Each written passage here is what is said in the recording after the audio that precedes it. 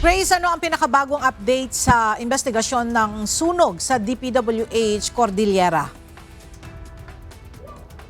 Yes, Ella, magandang tanghali. Inaasahan nga ng lokal na pamahalaan na maglabas na ng mahalagang resulta ngayong araw kaugnay sa forensic investigation sa sunog sa DPWH Cordillera Office sa Baguio City. Pinangunahan na ng Central Office ng Bureau of Fire Protection ang investigasyon matapos makuha at maproseso ang mga kailangang ebidensya sa fire scene.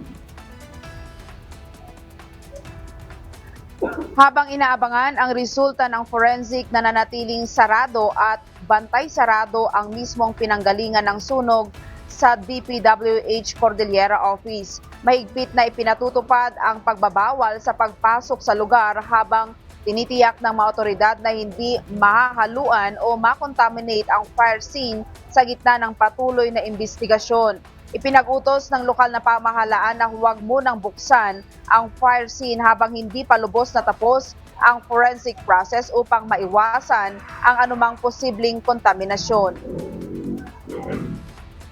I-hold na lang muna, wag munang i-release yung fire scene kasi maya-maya baka, alam niyo na, sa forensics, baka biglang merong kailangang balikan, ayaw naman natin makontaminate yung fire scene.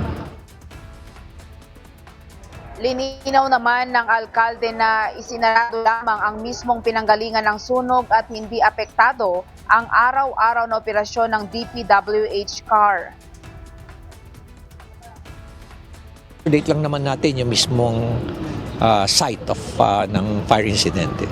Pero yung daily works nila, hindi naman naapektuhan yun. Kailangan pa rin nilang i-perform yung kanilang araw-araw na trabaho. Sa ngayon, mananatiling bantay sarado ang DPWH car office. Walang pinapayagang pumasok maliban sa mga otorisado habang hindi patapos ang investigasyon ng BFP. Pagdating naman sa mga nasirang dokumento, ang DPWH ang maglalabas ng detalye ukol sa sensitibilidad ng mga ito. Ayon sa paunang tansya ng BFP, tinatayang nasa 3 hanggang 4 na reams ng dokumento ang nasunog. Ella, mananatiling bantay sarado ang DPWH car office habang inaabangan ang pinal na resulta ng forensic investigation ng Bureau of Fire Protection.